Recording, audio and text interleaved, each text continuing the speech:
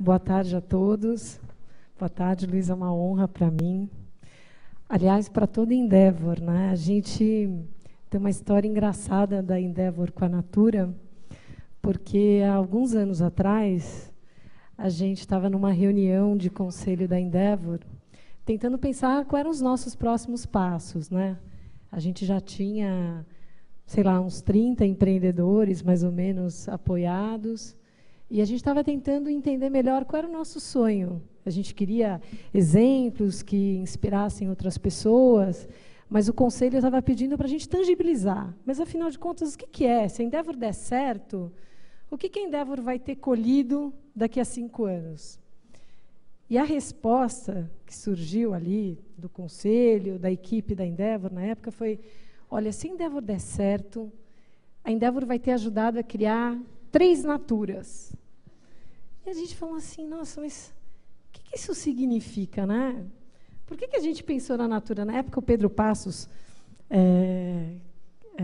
não estava nem no nosso conselho, foi a partir daí que a gente resolveu buscá-lo. Bem, é bom a gente procurar alguém da Natura para ajudar a gente a criar 3 Naturas, mas eu acho que essa inspiração veio muito da obra que você e os seus sócios conseguiram construir, uma obra extremamente inspiradora, bem-sucedida, e eu acho que essa historinha nos leva aqui para o tema desse painel de hoje, que é, né, como é que se cria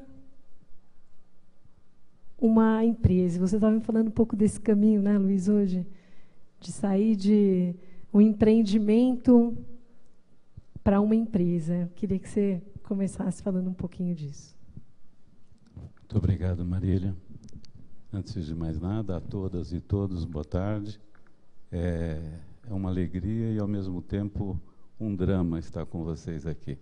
É drama porque eu sempre sinto, em ocasiões em que me encontro com pessoas que provavelmente não terei mais a condição de encontrar, eu sinto, e a Natura me ensinou isso, a obrigação de lutar, questão de competência ou não, mas de lutar para poder ter aquelas palavras que, mais do que contar o que eu acho, eu possa semear as palavras no coração das pessoas que possam lhes trazer sentido.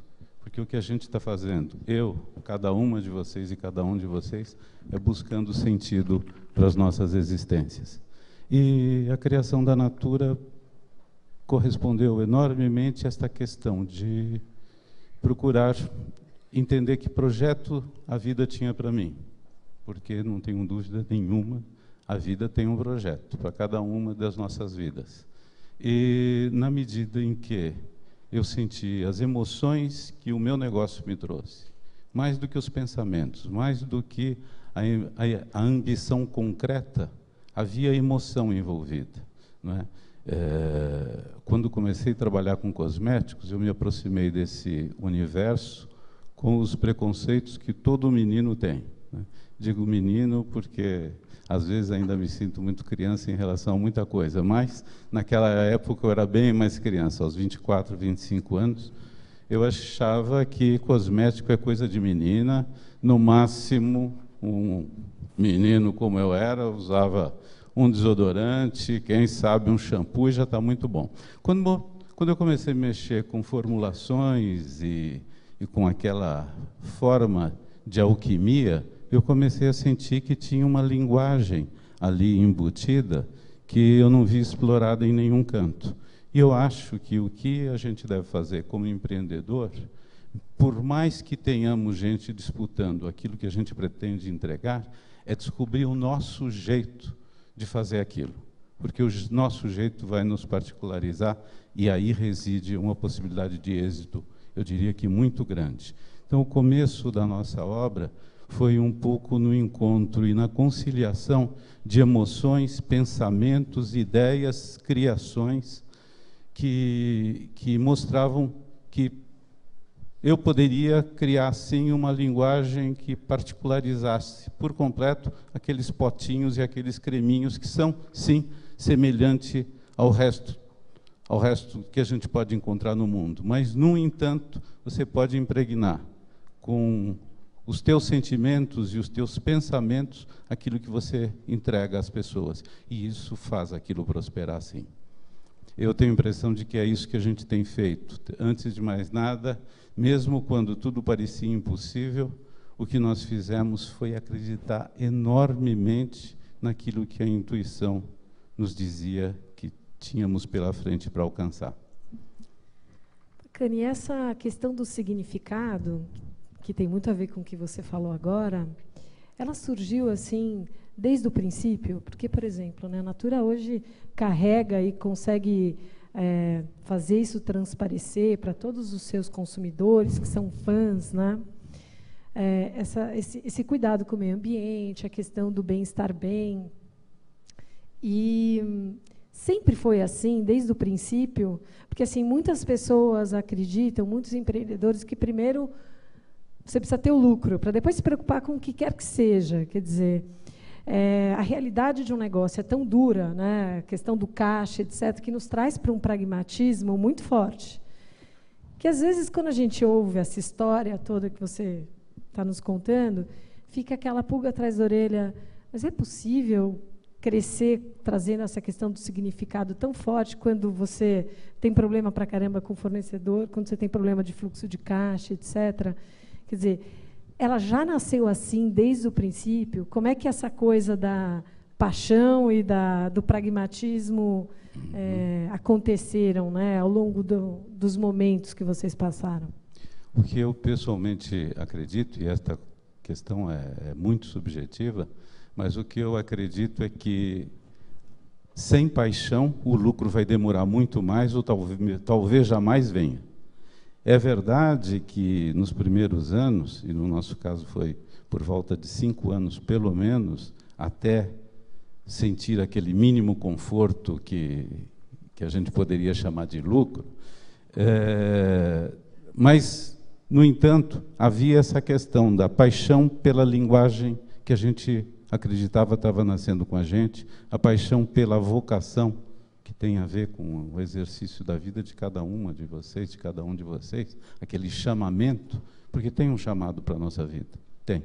Então, é o exercício. Nós, para quem tem a curiosidade, e às vezes é uma curiosidade um pouco complicada, mas para quem teve a curiosidade de estudar um pouco semiótica, nas dicotomias do Saussure, ele aponta primeiro uma dicotomia existente entre uma herança que nos une a todos aqui, que é da linguagem.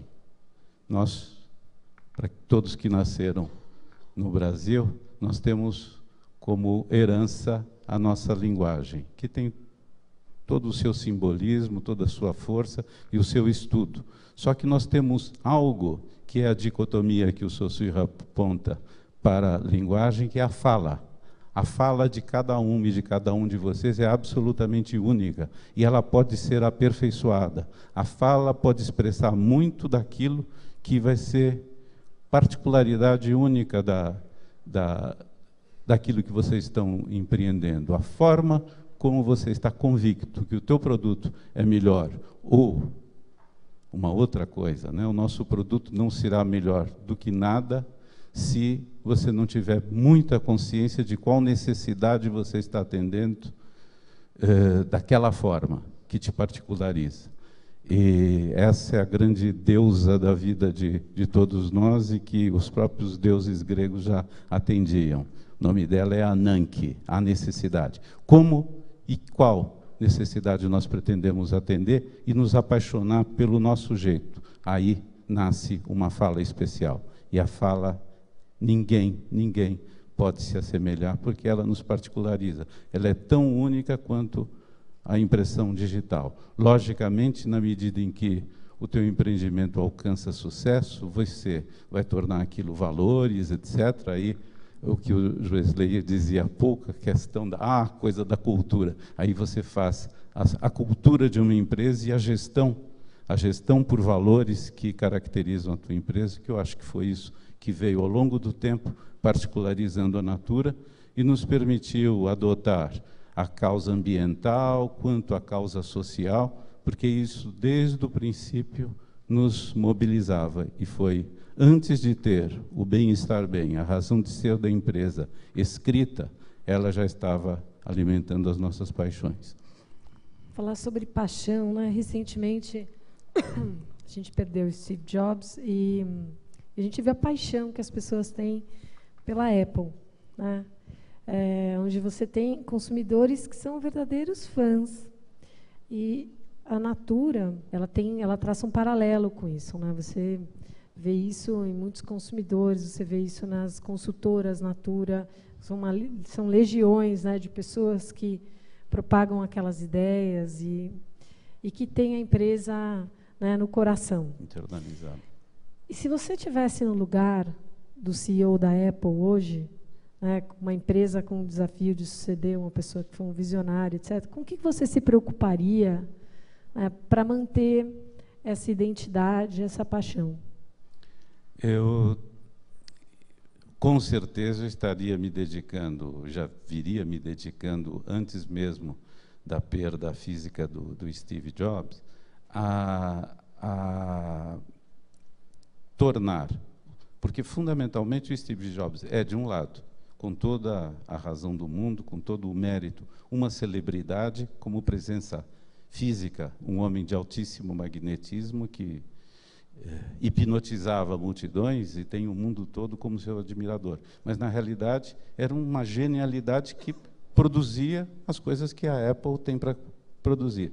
As características que tornavam o produto Apple absolutamente único têm que ser perpetuadas, né? Mais do que, tanto quanto a reverência ao que ele deixou como visão de mundo, mas o fundamental, as competências que foram corporificadas nos produtos, etc., era a isto que eu estaria me dedicando, para que não se perca a essência da presença dele.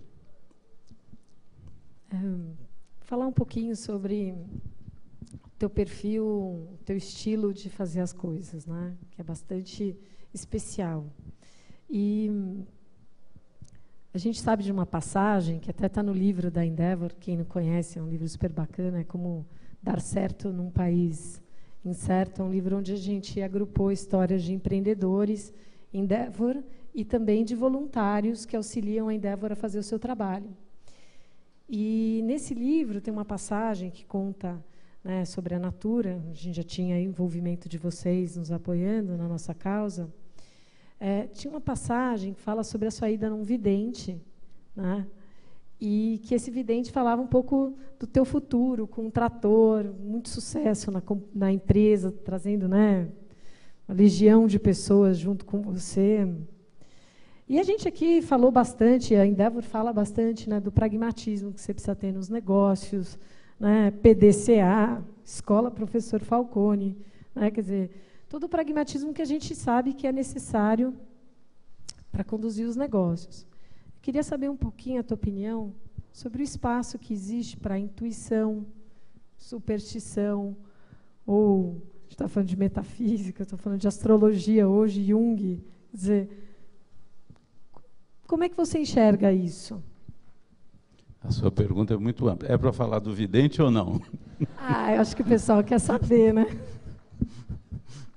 Não, eu vou falar rapidamente do Sanacan, mesmo porque eu sei que, no mínimo, muitas moças estão querendo saber o endereço dele. Ele já, vivo? Já não está entre nós desde o dia 1º de janeiro de 1980. Ele errou em 10 anos a data da morte dele. O Sanacan eu conheci quando eu ainda era gerente superintendente da Hamilton Rand do Brasil, onde eu comecei a trabalhar aos 15 anos e fiquei até aos 24 anos. Vocês, com certeza, terão vivido diferentes circunstâncias em que a gente se vê em uma encruzilhada e não sabe para onde ir. Eu vivi, talvez, das situações mais dramáticas da minha vida como empresário, logo nos primeiros meses da Natura. A pessoa que tinha me convidado para ser sócio da Natura, que era o nosso maior cliente também, decidiu, por uma questão familiar, tirar o apoio à empresa. Então, da noite para o dia, o único cliente que nós tínhamos, uma empresa sem maiores recursos, os nossos produtos eram absolutamente artesanais. O único cliente que tínhamos, que eu continuei admirando pelo resto da minha vida, mas nós perdemos esse cliente, que era pai do meu sócio. E o meu sócio pretendia, como pretendeu ainda durante algum bom tempo, que nós fechássemos a empresa. Era essa a intenção. E eu não queria de jeito nenhum, porque eu acreditava que era a minha única chance e eu amava profundamente, mais do que o que existia ali, o que eu intuía que podia nascer dali. Então, eu fui procurar o professor Sanacan, que era uma figura extraordinária, que me inspirou muito e me ensinou muitas coisas, independente das ideias que tenhamos sobre essa questão de se projetar no tempo e adivinhar o futuro. O Sanacan era o homem que o Getúlio Vargas, para quem... Getúlio Vargas foi um presidente da República nossa, que terminou, infelizmente, de forma dramática, mas ele costumava, assim como o Miguel Arraes, isso já foi publicado, então não me sinto antiético. Entre as muitas figuras famosas que visitavam o Sanacan, eles figuravam. Fui procurar o professor e falei que vivia uma situação profissional dramática, etc. Ele olhou rapidamente a minha mão, que ele já conhecia muito bem, olhou no meio da minha testa e fixou. Ele tinha uma figura muito extraordinária, muito um guru, assim.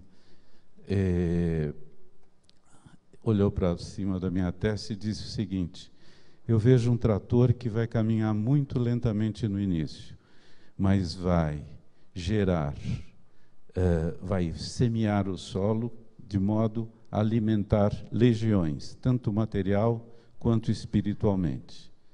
Nenhuma força conseguirá detê-lo. Semear é o seu destino.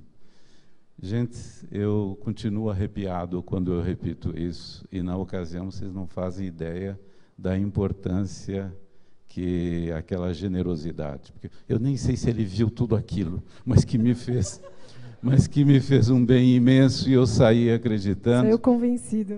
Eu continuo acreditando que essa força, na medida em que ela pretende semear um mundo melhor, nada vai conseguir deter, porque o mundo está precisando que todos nós nos esforcemos nesse sentido, de tornar o nosso mundo, o mundo da nossa família, da nossa cidade, do nosso país, a vida do nosso mundo, que ela seja melhor.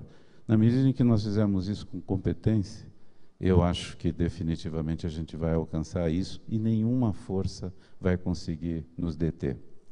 Eu os convoco e as convoco para essa belíssima aventura. Mas volte na questão da...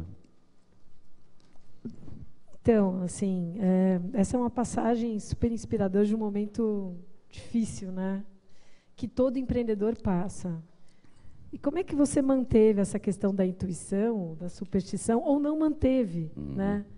Na empresa? Você é uma pessoa que tem uma abordagem, às vezes, bastante poética, até em relação a negócios. Eu tive a oportunidade de te observar em situações, em reuniões, né, em que você tomava uma licença poética até para recitar uma poesia numa situação que estavam se falando de negócios. Então, eu queria saber qual valor você dá a essa questão da intuição, ou de aspectos mais, que a gente poderia chamar de mais soft, né, na condução dos negócios. Bom, primeiro que para trazer, seja filosofia, seja poesia, para o mundo dos negócios, não é nada soft, porque a gente pode parecer muito louco, e eu acho que durante muitos anos é assim que eu fui visto. A partir do momento que você começa a ter êxito e aquilo se expressa em valores, valor de mercado, etc.,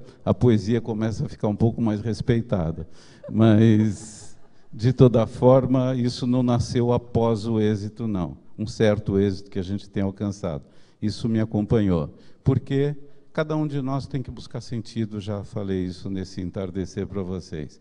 E, para nós, a filosofia sempre foi o meio. Como eu não sou, não pertenço, eu sou religioso no sentido de acreditar que nós temos uma origem espiritual e que há uma razão espiritual para a vida na Terra, isto sim. Mas não pertenço a uma ou outra religião, não me dei bem em nenhuma das que eu tentei, e olha que eu tentei algumas.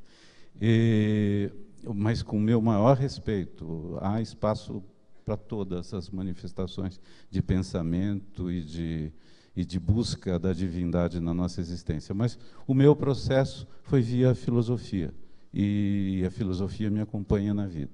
Tanto que eu costumo fazer esse registro, a nossa razão de ser, de alguma forma, foi inspirada em uma frase do Plotino, que me tocou profundamente quando eu tinha 16 anos.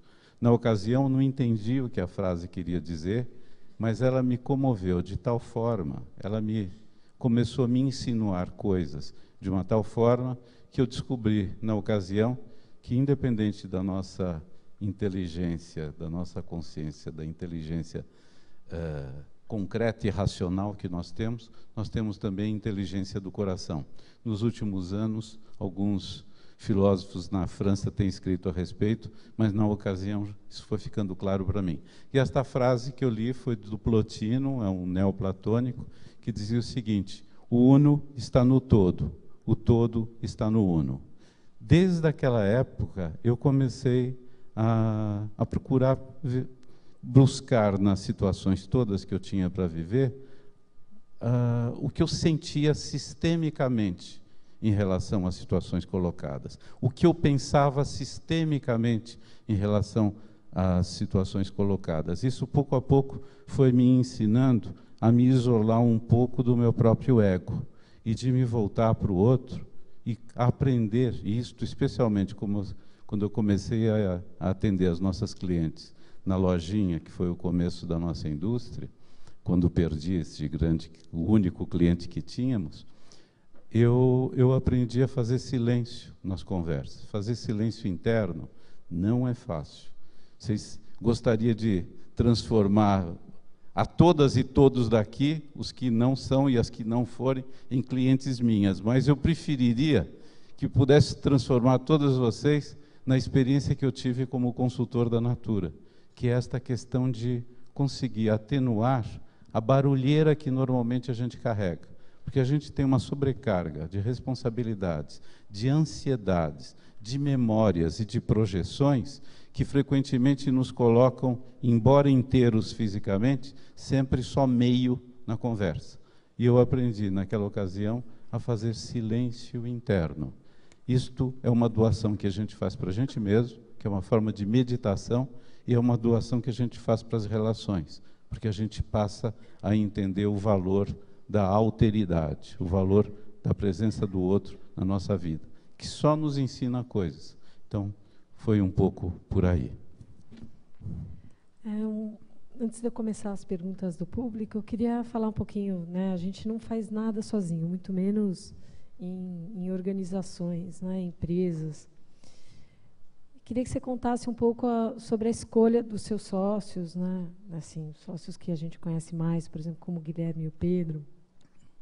Como é que foi esse processo de escolha, o amadurecimento, né, dessa relação, dessa sociedade, e se essa visão foi amadurecendo com o tempo entre os três? Como é que vocês criaram uma dinâmica para se manterem coesos, né? Porque uma liderança compartilhada é sempre algo bastante delicado. E muita gente olhava de fora, pô, 3 co-CEOs, como é que isso funciona? Eu queria que você comentasse um pouco sobre isso. Bom, primeiro, uma confissão: os meus sócios, eu não os escolhi, a vida é que os mandou. Por quê? O Guilherme Leal era concunhado do meu primeiro sócio, e por conta desse parentesco, ele passou a ser nosso distribuidor em determinado momento da história. E por conta do nosso desenvolvimento, chegado a uma certa altura, em 1980 e poucos, 88, 23 de dezembro, para ser exato, nós fizemos um merger, uma fusão, a partir da qual eu me tornei sócio do Guilherme. Evidentemente, antes disso, nós fomos desenvolvendo um relacionamento, mas que só se aprofundou mesmo a partir do momento em que, por necessidade, ANANC novamente, por conveniência, nós fundimos as empresas. E foi pela mesma razão, e da ocasião em que eu conheci o Pedro, não o conhecia anteriormente, mas foi pela fusão também que ele se tornou meu sócio. E a forma de entendimento, nos primeiros tempos, eu presidia, porque, como diz o Guilherme, ele me chama de decano, né? E pelo fato também, provavelmente, a questão de cronologia. No início, no pós-fusão, eu presidia a empresa, mas ao longo dos... Isto foi em 1900, fim de 88, passamos o ano de 89 e logo depois, com a evolução dos processos e na organização das empresas que tínhamos, nós cogitamos de proceder a essa cogestão, de sermos 3 presidentes. E acho que o simbolismo disto continua nos nutrindo, né? O compartilhamento da presidência, mesmo porque ser presidente único não apenas obedece a um modelo de sociedade que eu acho que, de alguma forma, está se esgotando, como também é uma lição de coisas, uma lição para o nosso próprio ego. E, na medida em que a gente consegue, respeitando o próprio ego, mas, ao mesmo tempo, relativizá-lo, a vida da gente fica bem mais leve. O sentimento de solidão que os presidentes únicos costumam ter é bastante desconfortável. Tem várias perguntas do público sobre a cultura da Natura, né? Uhum. E tem uma pergunta que o Pedro Passos pediu para eu fazer também para vocês. Isso é armadilha de sócio. Uma pergunta que também apareceu aqui do público sobre a cultura da Natura e as suas peculiaridades sendo levada para outros países, né? E das dificuldades disso, uma vez que existem uma série de diferenças culturais, né? Uhum. E o balanço de trazer pessoas que acreditam nessa causa, nesse propósito, e pessoas que você vai ter que converter em relação às crenças que a Natura tem. Uhum. Ok. Bom, o desafio na internacionalização, o primeiro deles é que se trata de países com culturas diversas. Agora, o que nos anima e o que particularmente nos entusiasma é o fato de que a empresa, os valores que caracterizam a nossa cultura a gente vê como absolutamente universais, né? E a gente tem uma crença profunda de que esse lado, uma parte de vocês pelo menos deve saber o quanto a Natura é contrária à exploração, à manipulação mental em torno de imagens do que represente a beleza, né? Tanto que tem aquela imagem da mulher bonita de verdade, etc. Então, nós temos uma crença profunda de que isto é uma aspiração. A busca da beleza não só é uma aspiração coletiva e universal, como o respeito à beleza individual, sem manipulações e sem estabelecer padrões que procurem fixar, sejam valores de juventude eterna, sejam ideias de que apenas um cabelo de determinada forma, ou um corpo desta forma ou daquela forma, ou uma pele absolutamente isenta de sinais do tempo, etc., a Natura vê nisso um desatino, uma insanidade, desde sempre. Aliás, foi a primeira imagem que me animou muito, quando ainda, nos primeiros momentos de nascimento da linguagem que eu chamava a linguagem fundadora da Natura, foi uma publicidade de um produto americano que era muito desejado naquela época, que chamava-se Eterna 27. Eu, quando vi aquilo, eu disse, mas que coisa genial, que esperto, que inteligente. e independente da qualidade do produto, que devia ser um bom produto, suponho, mas o que ficou, para mim, evidente é o quanto o marketing, no geral, às vezes precisa recorrer à mentira, à inverdade, à manipulação, para promover produtos. E desde aquela época que ficou claro para mim que a verdade liberta e que nós deveríamos ter uma via de desenvolvimento comprometidos com o exercício da verdade. Então, isto são valores universais, e é em função desses valores que nós acreditamos tem um grande espaço no mundo para a nossa atividade, para desenvolvimento da Natura. Tem um exemplo que talvez mereça ser compartilhado com vocês. Nós estamos já na França, é o único país da Europa em que nos encontramos. E na França, por parte da imprensa que nos recebeu, nós somos um negócio muito pequeno lá, mas desde o início, desde a inauguração da Natura na França, que se deu em 2005, que nós sentimos uma receptividade por parte, por exemplo, da imprensa, que se interessa profundamente a respeito da nossa visão de mundo. Já houve publicação de livros lá, com entrevistas nossas, com abordagens as mais diferenciadas sobre os fundamentos dos valores da Natura e de sua razão de ser.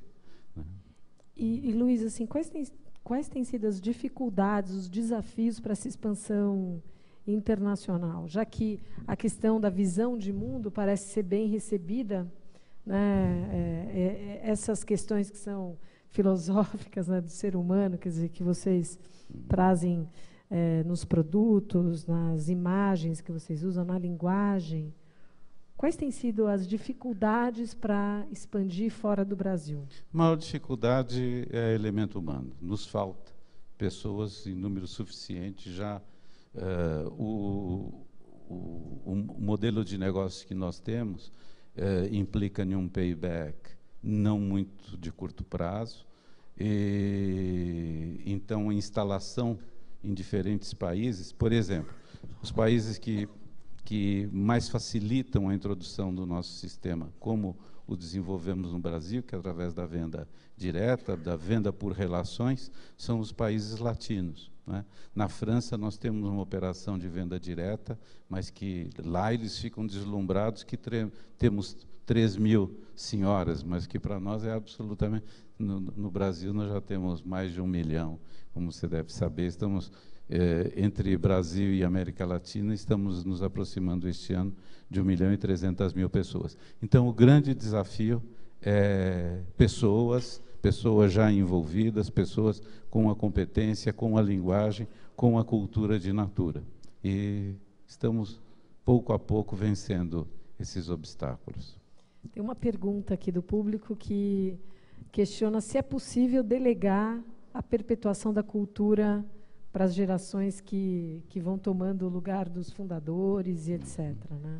Eu acredito profundamente que sim. Da mesma forma que, em relação à internacionalização da empresa, eu acredito que os valores, que esse aspecto universal dos nossos valores nos facilita o caminho. Em relação à perpetuação e a continuidade da empresa, mesmo quando não estivermos fisicamente por aqui, nós acreditamos que, e é absolutamente por isso que desde sempre nós pensamos em gestão profissional, pessoas identificadas profundamente com os valores da empresa. Nossa empresa, embora tenha aspectos de empresa familiar, porque ainda os fundadores ainda estão presentes, e olha, de minha parte, eu vou fazer de tudo para continuar presente muito tempo. Você sabe essa batida da madeira do que se trata ou não? Que é 1, 2, 3? Não, eu estava pensando... Isolar, né? Justamente, mas de onde vem isso? Não. Eu estava pensando na Mãe Terra, a tua empresa, né? Em duas coisas. Eu estou aqui conversando, mas, ao mesmo tempo, pensando, fazendo as pontes que eu costumo fazer, né? Primeiro, que alimentar, nós todos e todas nos alimentamos Só que a gente costuma pensar no alimento, como dizia Jesus Cristo, aquilo que entra pela nossa boca, é importante que seja da melhor qualidade, mas temos que pensar também daquilo que sai da nossa boca e o que a gente semeia, não é? Fármaco, que é a palavra que o Platão designava, que palavras tanto podem envenenar quanto semear, quanto curar, tanto quanto serem remédio, porque fármaco quer dizer veneno e quer dizer remédio. Então, que palavras escolhemos para semear coisas na nossa existência e à nossa volta. E é importante a gente saber como a gente alimenta o nosso coração e a nossa imaginação. Cercados como nós estamos de banalidade, e é por isso que eu recorro à poesia com frequência, que é o meu jeito de tentar neutralizar um pouco, tentar ter o antídoto para a violência que nos cerca, a banalidade generalizada que nos cerca, etc. Então, eu busco, e eu acho que é vocação do ser humano tentar se cercar daquilo que para ele é beleza. Então, é música, literatura de qualidade, etc. São as coisas que te inspiram, que são outras perguntas que vieram nesse sentido. Então, já estou abordando. Mas eu bati no chão, ou na madeira, e o grego antigo, pensei na Mãe Terra, porque nasceu na Grécia Antiga esse hábito de bater na madeira quando a gente quer proteção, porque na Grécia Clássica, o homem grego, ao sair para lutar pela vida, ele batia no batente das portas, porque a palavra madeira remetia à palavra mãe. E a palavra mãe que ele invocava era entregar o seu destino à grande mãe, que fica como inspiração para a tua empresa na Mãe Terra, que vocês tenham muita sorte lá sempre. Inesquecível. Tem várias perguntas sobre sustentabilidade, sobre essa visão do social. Deixa eu te interromper. Aquelas perguntas que eventualmente não for possível, nós respondemos, porque eu sei que nós devemos ter algum limite. Temos 3 minutos. Para aqueles e aquelas que colocarem seu e-mail, eu me comprometo a responder a todas e todos. Então, assim, existem várias perguntas aqui sobre equilibrar o lado econômico com o lado social, né? Sobre a sustentabilidade como um bom negócio ou um mau negócio para a empresa, se é um gasto, se é um investimento, né? E sobre a sua opinião sobre o triple bottom line, né? Que são essas, enfim, uma visão moderna de empresas e etc. Eu estou assim agrupando para a gente tentar ser o mais inclusivo possível, mas se você pudesse comentar sobre esse desafio de equilibrar essas questões. É o seguinte, eu acho que a sustentabilidade pode ser péssima para uma empresa se a gente pretende apenas tê-la como instrumento de marketing, porque é uma coisa muito pesada, exige investimento, sim, etc. Agora, se a empresa acredita naquilo e se ela se concilia com aquelas, graças a Deus, eu acho que já é imenso o número de empresários, de empreendedores, de mulheres e homens, filhas e filhos da vida, que sabem que o planeta é nossa casa, e se você não sabe cuidar primeiro desta casa e depois da grande casa que nos habita, por mais que você tenha lucro, por mais que você seja multimilionário, de nada adianta, porque a vida não está sendo respeitada. O que você faz com todo o dinheiro do mundo, se você tiver todo o dinheiro do mundo, se a vida que te habita não é respeitada, né? Quando você se sente habitado pela vida, vou voltar ao nome da tua empresa e o que ela me remete nesse instante, né? Todos e todas vocês conhecem os dramas da anorexia. Agora, poucos pensam no quanto que é importante para nós, empreendedores, o apetite pela vida, a paixão pela existência. E a palavra grega para isso é orexis, não é o contrário, não é anorexis, é orexis. Eu gosto tanto dessa palavra, porque ela me remete a essa paixão pela vida, que é a mesma paixão que a gente tem pela cosmética e pelas relações, que são os fundamentos, o capital maior que a nossa empresa teve.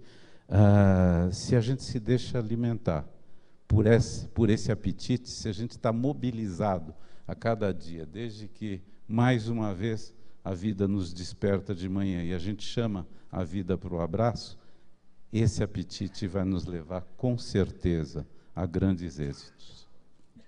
Então, acho que uma última pergunta para fechar é: o que te dá apetite hoje?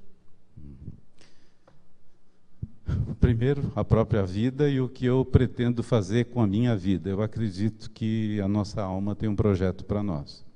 E eu continuo buscando, eu compartilho isso com as nossas consultoras, com os nossos colaboradores, continuo buscando em cada dia maluco.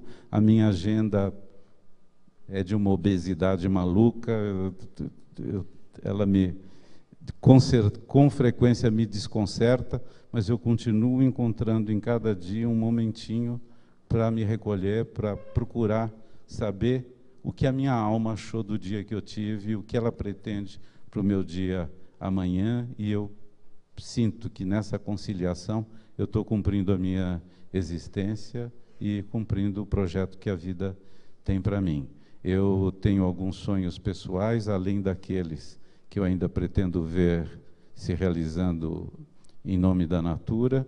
Tenho uns projetos sociais pessoais, construção de um hospital, um centro pediátrico para bebês com cardiopatia, porque todos os dias este país perde bebês que nascem com problemas de cardiopatia.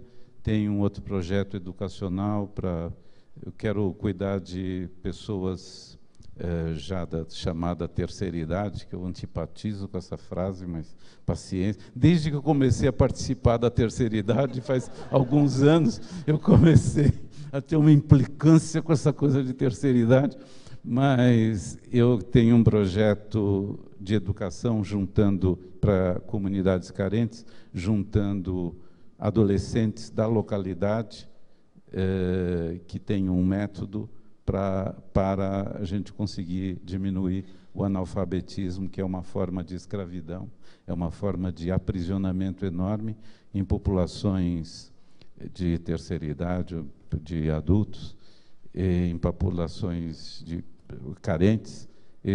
Pretendo ainda, nos próximos meses, começar também esse projeto, além de conseguir desenvolver esse do hospital, desse centro pediátrico que me toma muito o coração.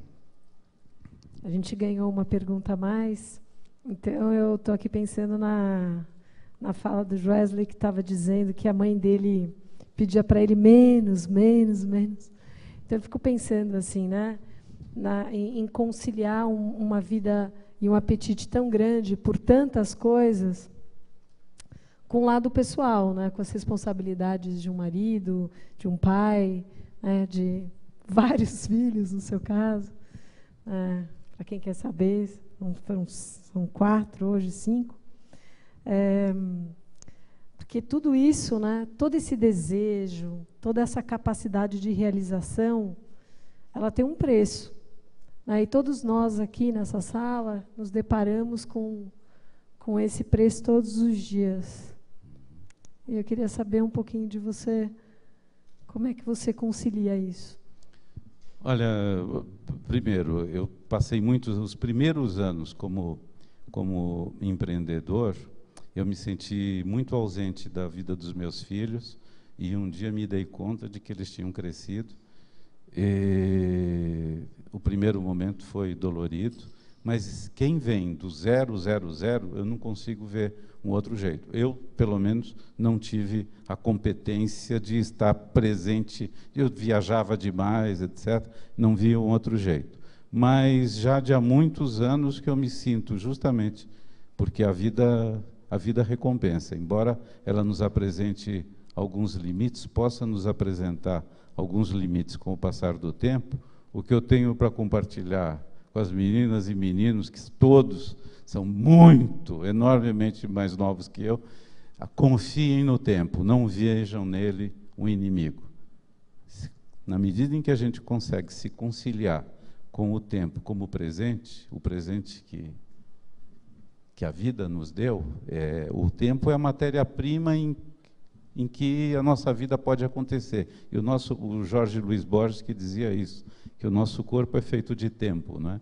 E então eu vejo no tempo um grande amigo, mais do que um pai vingativo, como muitos possam ver, ou os gregos às vezes o viam assim, como ceifador. Eu vejo no tempo um grande amigo e uma grande promessa, porque é nesse palco, o palco que o tempo coloca em nossa vida, que a nossa vida se dá, que essa aventura acontece. Depende de nós fazer dela uma grande e bela aventura. Eu queria agradecer ao Luiz imensamente, à Endeavor e à Ernst Young pela oportunidade que a gente teve hoje, né, de beber, né, da sabedoria de tanta gente especial. As perguntas das pessoas que deixaram e-mail estão aqui, né, e Tá dizer... prometido. Se tiver jeito, se tiver o endereço eletrônico, me deem alguns dias, mas eu me comprometo a responder. Agradecer muito a todos vocês e agradecer a Luiz. Essa Muito tarde obrigado. especial. Obrigado.